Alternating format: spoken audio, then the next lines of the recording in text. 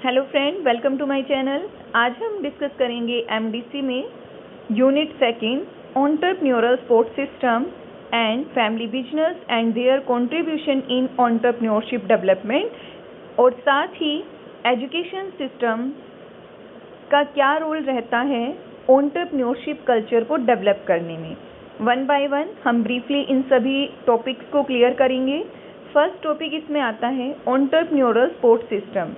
एंटरप्रेन्योरर अपने business unit को establish करने के साथ ही कुछ उसे एक सही डायरेक्शन में डेवलपमेंट और ग्रोथ की रिक्वायरमेंट्स होती हैं ताकि वो अपने लिमिटेड रिसोर्सेज को एक सही डायरेक्शन में यूटिलाइज करे और प्रॉफिट को अर्न कर सके। तो इसमें उसकी एक जर्नी रहती है और उस जर्नी में उसे सपोर्ट की ज़रूरत होती है। तो उन्हीं सपोर्ट सिस्टम को अब हम वन बाय वन डिस्कस करेंगे। फर्स्ट इसमें आता है असेसिंग टू फंड। एंटरप्रेन्योरर को बिजनेस को स्टार्ट करने के लिए जो भी उसके पास न्यू आइडिया है, सबसे पहले उसके पास प्रॉपर कैपिटल का होना जरूरी है। पहली रिक्वायरमेंट यही रहती है कि उसके पास एक कैपिटल रहे जिसके थ्रू वो अपने बिजनेस को, अपनी एंटरप्राइज को एक सही डायरेक्शन में रन अप कर सके, एस्टेब्लिश कर सके। तो एंटरप्रेन्योरर सपोर्ट सिस्टम उसे अलग अलग तरह से फंडिंग सोर्स प्रोवाइड करता है, जैसे कि वेंचर कैपिटल की फॉर्म में एंजल इन्वेस्टर हैं, ग्रांट्स हैं, लोन प्रोवाइड किया जाता है। और सेकंड पॉइंट इसमें आएगा मेंटोरशिप एंड गाइडेंस। जो न्यू एंटरप्रेन्योरर हैं उनके पास कोई एक्सपीरियंस नहीं है या ज़्यादा एक्सपीरियंस नहीं होता कि किस तरह से एक न्यू एंटरप्राइज को एस्टेब्लिश किया जाता है या किस तरह से उनकी जो एक लॉफुल प्रोसेस है उसको कैसे कंप्लीट किया जाना है। तो उसमें मेंटोर उनकी हेल्प करते हैं।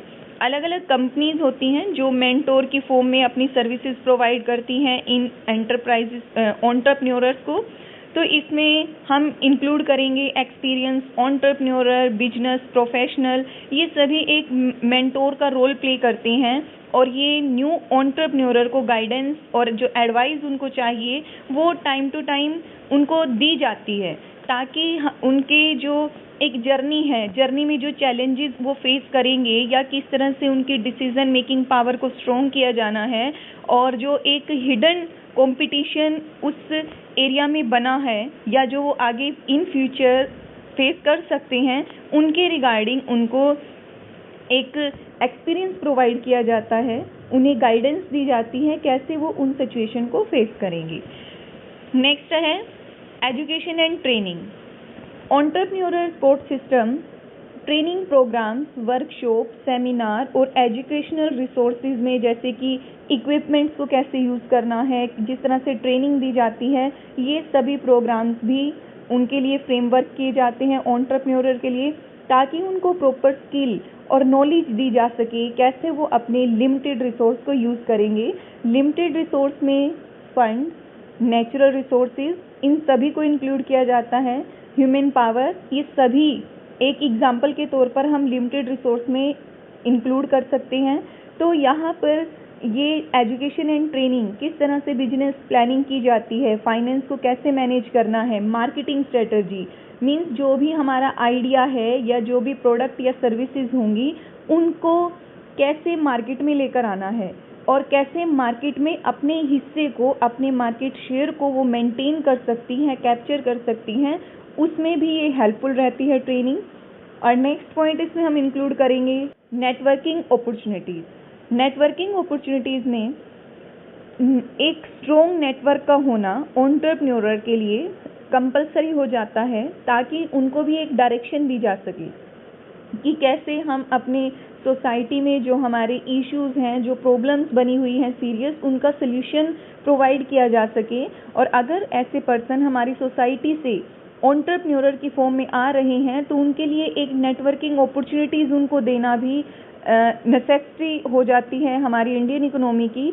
तो यहाँ पर एंटरप्रेन्योरर के लिए अपॉर्चुनिटीज़, रिसोर्सेज प्रोवाइड करना, पार्टनरशिप उनके साथ करना ताकि उनके जो, और ये नेटवर्किंग कैसे क्रिएट की जा सकती है, जैसे कि इवेंट्स ऑर्गेनाइज करना, कॉन्फ्रेंसेस करना, एक प्लेटफॉर्म देना ताकि उनके जो पर्सन के आइडियाज़ हैं, जो भी उसमें एक्सपर्ट्स होते हैं, वो उनकी राय को सुने और उनको फॉलो करें, और साथ ही कुछ ऐसे आइडियाज़ जनरेट करें जिसमें आगे वो अपना सोसाइटी की जो सीरियस प्रॉब्लम्स हैं वो उनका सल्यूशन लेकर सामने आए। तो इस तरह के एक नेटवर्किंग प्लेटफॉर्म को प्रोवाइड करना भी ज़रूरी होता है।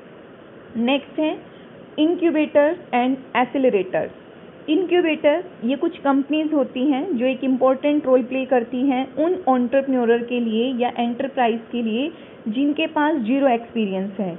ये एक पेरेंट्स की तरह उनकी हेल्प करती हैं, उनको सर्विसेज देती हैं कि कैसे वो ग्रोथ करेंगी।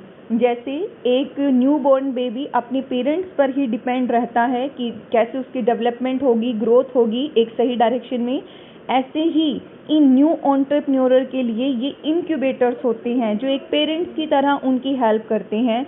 जैसे एंटरप्रेन्योर में हम बात करेंगे जैसे कि फिजिकली वर्क स्पेस उनको प्रोवाइड करना, मेंटोरशिप उनको प्रोवाइड करना, कैसे वो फंड को असेस कर सकते हैं, किस तरह से लोन ले सकते हैं और अपने लोन की अमाउंट को कैसे एलोकेट किया जाएगा। और साथ ही इसमें सेकेंड टर्म आती है एक्सेलरेटर।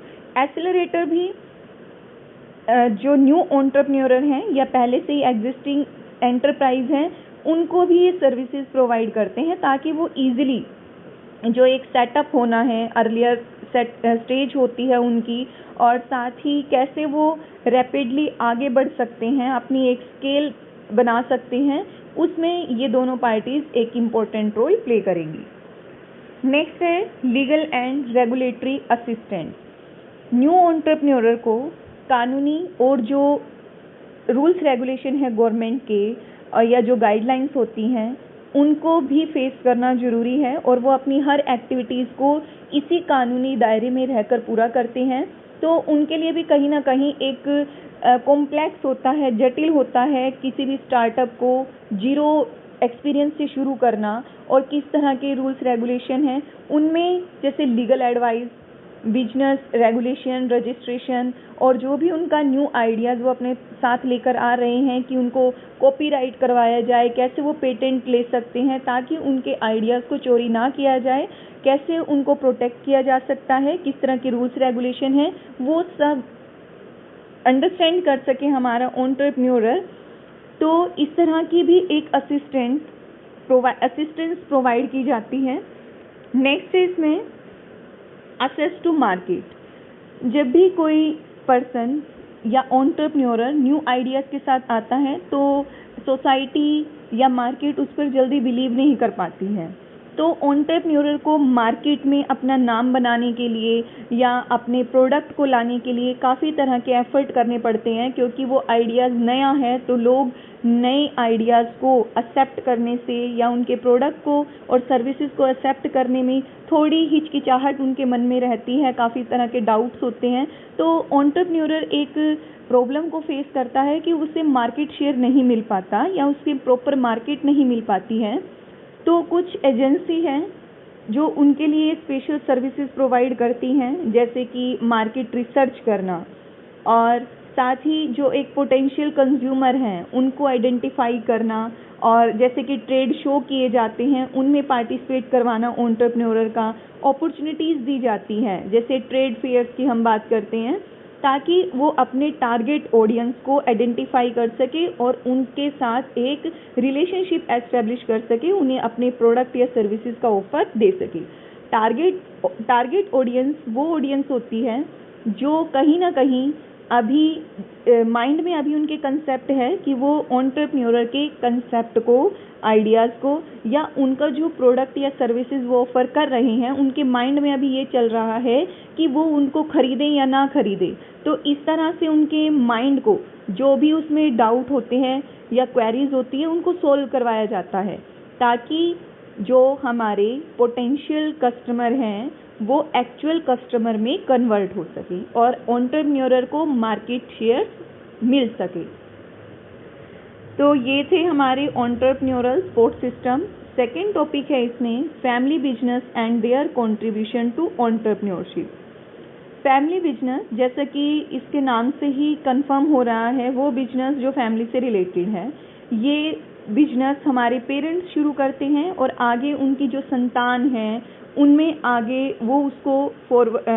वो आगे उनको रन अप करती हैं, तो उसे फैमिली बिजनेस कहा जाता है। जैसे हम बात करें, धीरू भाई अंबानी ने बिजनेस शुरू किया, आगे मुकेश अंबानी, अनिल अंबानी आगे उस बिजनेस को संभाल रहे हैं, जो कि फैमिली बिजनेस का एक इंडिया में परफेक्ट एग्जाम्पल देखने को मिलता है।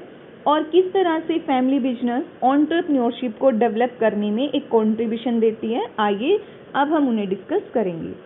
फर्स्ट है इसमें ट्रेडिशन ऑफ एंटरप्रेन्योरशिप।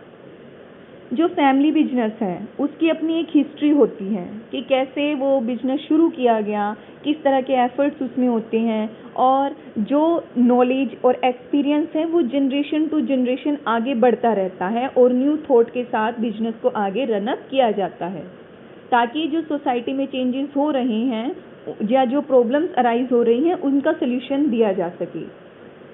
सेकेंड है रिसोर्स शेयरिंग। रिसोर्स शेयरिंग, जो फैमिली बिजनेस हैं उनको भी एक न्यू बिजनेस को स्टार्ट करने के लिए वेंचर्स की ज़रूरत होती है, वेंचर्स कैपिटल की ज़रूरत होती है।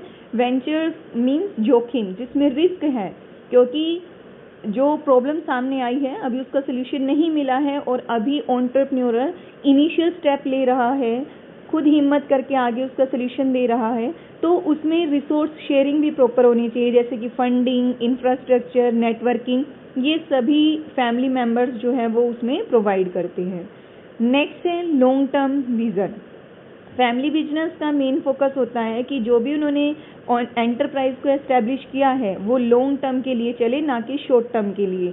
वो नई रिसर्च करते रहते हैं, एनवायरनमेंट को स्टडी करते हैं, ताकि जो भी प्रॉब्लम आ रही है वो उसमें सोल्यूशन प्रोवाइड कर सके, सस्टेनेबल ग्रोथ की तरफ जा सके और एक नई इनोवेशन की तरफ जा सके। सेकेंड है इसमें जॉब क्रिएशन। फैमिली बिजनेस अब ये नहीं है कि उसमें सिर्फ फैमिली के ही मेंबर इंक्लूड होंगे और आउटसाइडर उसमें नहीं होगा, ऐसा भी नहीं है। जो फैमिली बिजनेस है वो एम्प्लॉयमेंट अपॉर्चुनिटीज़ क्रिएट करते हैं, क्योंकि उनके पास आसपास जो लोकेशन है, जो लोकल पर्सन है, जैसे कि कम्युनिटी है, वो उनको एक अपॉर्चुनिटी देते हैं कि वो उसमें जॉब के लिए इंक्लूड हो।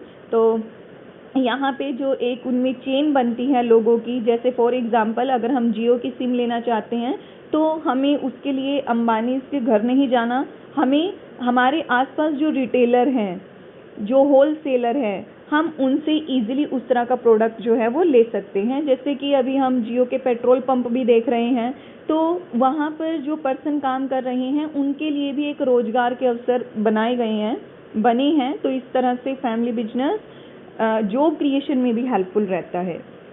Role of educational institution in promoting the entrepreneurship culture.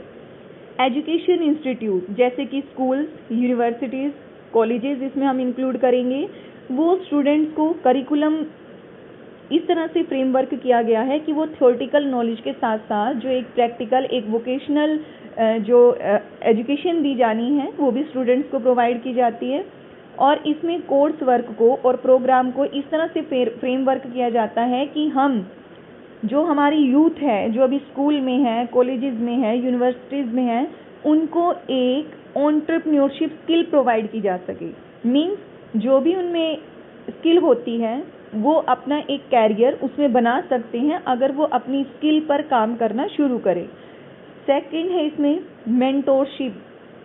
Mentorship और एक गाइडेंस का होना भी ज़रूरी है।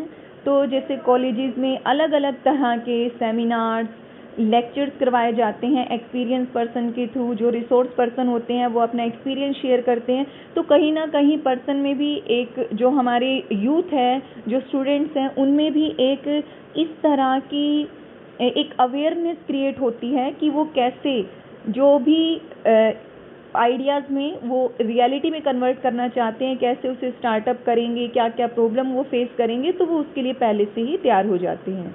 नेक्स्ट है इसमें नेटवर्किंग अपॉर्चुनिटीज़। नेटवर्किंग अपॉर्चुनिटीज़ के लिए एजुकेशनल इंस्टीट्यूशन एक बहुत ही अच्छा रिसोर्स है, क्योंकि इसमें नेटवर्किंग इवेंट्स जो हैं वो कनेक्टेड होते हैं, जैसे इंडस्ट्री प्रोफेशनल हैं या फिर हम पोटेंशियल इन्वेस्टर्स की बात करें, क्योंकि जो हमारी यूथ होती है, जो हमारे स्टूडेंट्स होते हैं, वो न्यू आइडियाज़, सोसाइटी की जो प्रॉब्लम होती है वो उसके सल्यूशन निकालने के लिए हमेशा रेडी रहते हैं, वो कुछ नया करने के लिए रेडी रहते हैं। अगर हम उनको सही डायरेक्शन देंगे, जैसे स्कूल्स में टाइम पे उनको ट्रेनिंग देना, एक फील्ड वर्क उनको करवाना, तो उनमें भी एक इंस्पिरेशन क्रिएट होता है। नेक्स्ट है research and innovation. Sports system research and innovation, research का मतलब है कि हम सोसाइटीज़ में एनवायरनमेंट को स्कैन करते हैं, जो प्रॉब्लम्स हैं हम उसका सल्यूशन प्रोवाइड करने की कोशिश करते हैं। तो उसके लिए अलग अलग तरह के, जैसे कि डाटा इकट्ठा करना, सर्वे करना, ये सभी किया जाएगा।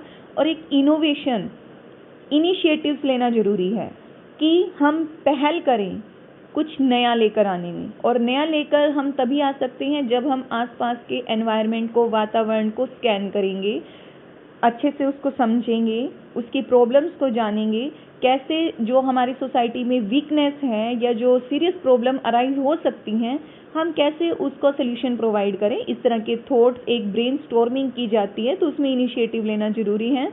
तो इसमें एनकरेज किया जाता है स्टूडेंट्स को और साथ ही फैकल्टीज़ को भी कि वो न्यू आइडियाज़ और टेक्नोलॉजीज़ को लेकर आएँ और उनको कॉमर्शियल प्लेटफॉर्म प्रोवाइड किया जाए कि अगर आपके पास कोई आइडियाज़ हैं तो जो बड़ी कंपनीज़ हैं उनके साथ कॉन्ट्रैक्ट किया जाता है, या बड़ी कंपनी आती हैं, कुछ स्टूडेंट्स को अपने साथ ले जाती हैं जो नए आइडियाज़ को डेवलप करते हैं या नई थिंकिंग को लेकर आते हैं।